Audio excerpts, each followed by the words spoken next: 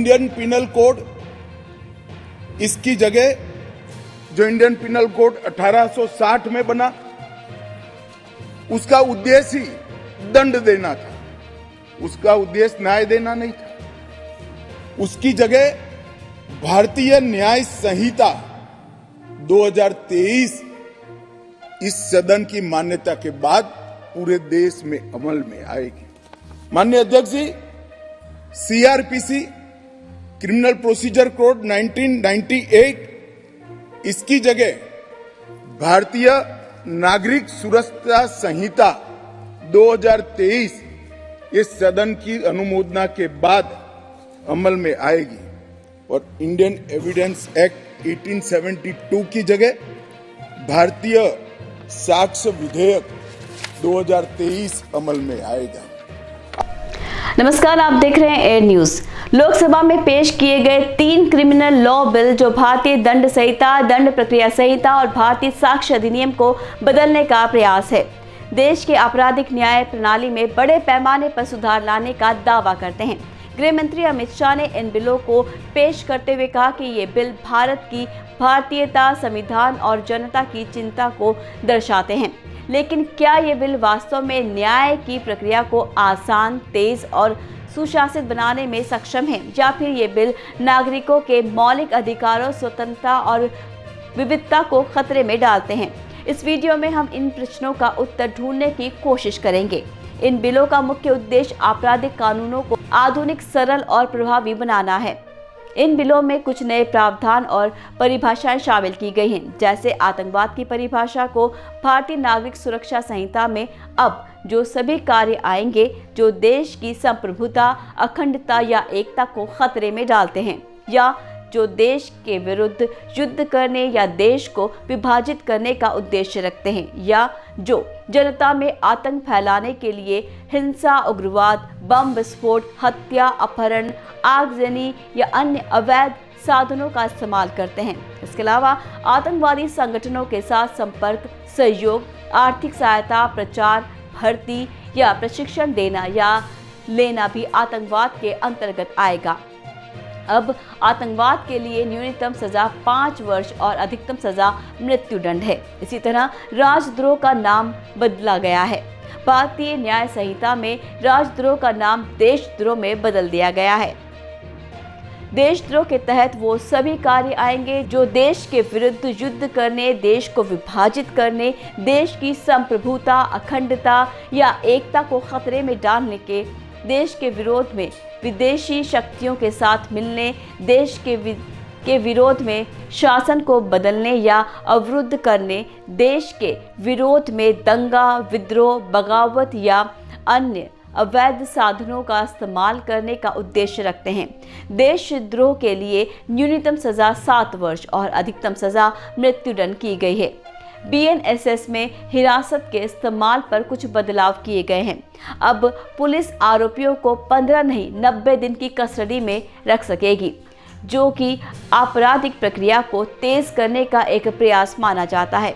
आपको बता दें कि भारतीय न्यायिक प्रक्रिया में अभी लाखों आपराधिक मामले लंबित हैं और इन्हीं लंबित मामलों के त्वरित निपटारे के लिए BNS के कुछ अन्य उपाय भी शामिल किए गए हैं, जैसे कि वीडियो कॉन्फ्रेंसिंग के माध्यम से गवाहों का सुनवाई, अपराधों के लिए न्यायिक पुनर्वालोकन की अवधि को कम करना, अपराधों के लिए न्यायिक प्रतिबंध की अवधि को बढ़ाना और आरोपियों को बेल पर रिहा करने के लिए नए नियम बनाना आदि।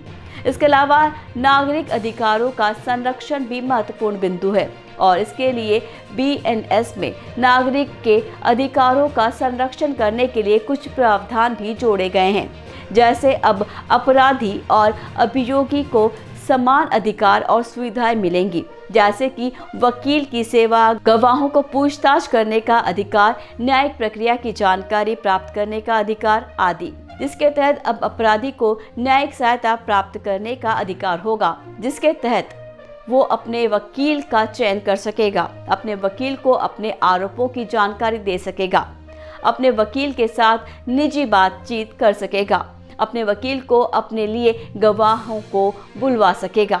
साथ ही अब अपराधी के साथ मानवीय व्यवहार किया जाएगा, जिसके तहत उसे अपमानजनक, अत्याचारी या अनुचित व्यवहार का शिकार नहीं होने दिया जाएगा। उसे अपने धर्म, जाति, लिंग, वर्ग, भाषा, राजनीति, विचार या अन्य आधारों पर भेदभाव नहीं किया जाएगा। उसे अपनी सेहत, सुरक्षा और पोषण का ध्यान रखा जाएगा।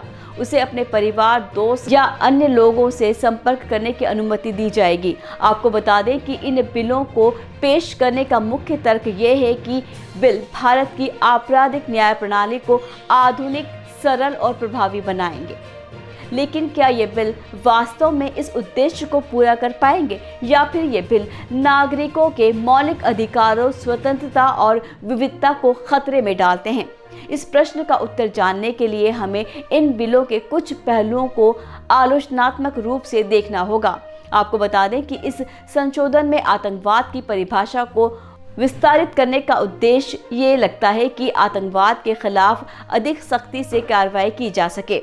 लेकिन ये परिभाषा इतनी व्यापक और अस्पष्ट है कि इसके तहत किसी भी तरह के विरोध, आंदोलन, आक्रोश, असंतोष या अलगाववाद को आतंकवाद के रूप में दर्शाया जा सकता है। इससे नागरिकों के अधिकारों को दबाया जा सके। इसके अलावा राजद्रोह का नाम देशद्रोह में बदलने का उद्देश्य यही है कि देश के विरुद्ध किए गए किसी भी कार्य को गंभीरता से लिया जाए।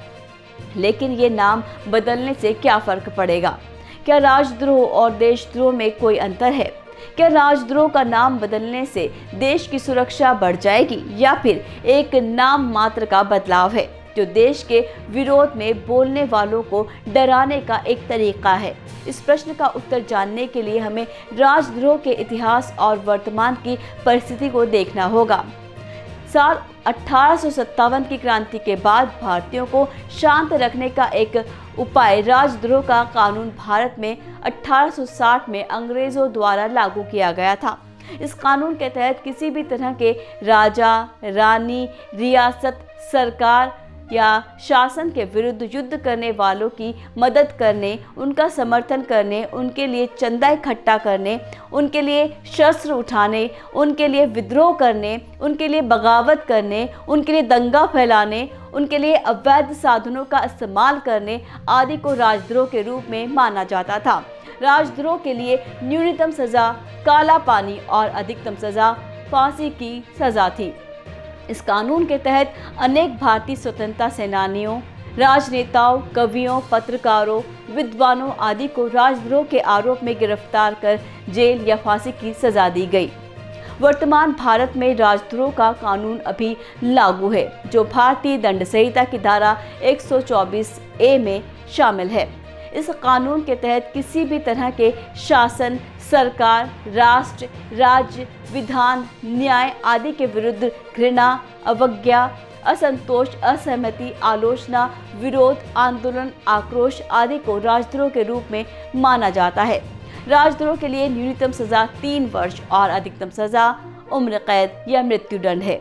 इस कानून के तहत अनेक भारतीय नागरिकों, राजनेताओं, समाज सेवियों, कवियों, पत्रकारों, विद्यार्थियों, शिक्षकों आदि को राजद्रोह के आरोप में गिरफ्तार, जेल या उम्र कैद की सजा दी गई है। लेकिन इन बिलों के प्रभाव को समझने के लिए हमें इन बिलों के फायदे और नुकसान की तुलना करनी होगी।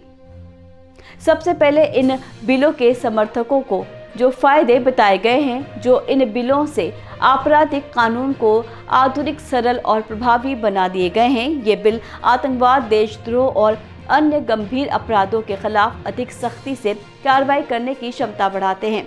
ये बिल न्यायिक प्रक्रिया को तेज करने के लिए वीडियो कॉन्फ्रेंसिंग, न्यायिक पुनर्वालोकन, न्यायिक प्रतिबंध, बेल आदि के माध्यम से नए नियम और उपाय प्रस्तुत करते हैं। ये बिल नागरिकों के अधिकारों का संरक्षण करने के लिए अपराधी और अभियोगी के बीच समानता, अपराधी के लिए न्यायिक सहायता, अपराधी के लिए मानवीय व्यवहार आदि के प्रावधानों को जोड़ते हैं। वैसे इनके आलोचक इन बिलों को नागरिकों के मौलिक अधिकारों, स्वतंत्रता और विविधता के लिए खतरा मानते हैं, क्योंकि ये बिल आतंकवाद और देशद्रोह की परिभाषा को इतना व्यापक और अस्पष्ट बनाते हैं कि इसके तहत किसी भी तरह के विरोध, आंदोलन, आक्रोश, असंतोष या अलगाववाद को आतंकवाद या देशद्रोह के रूप में दर्शाया जा सकता है।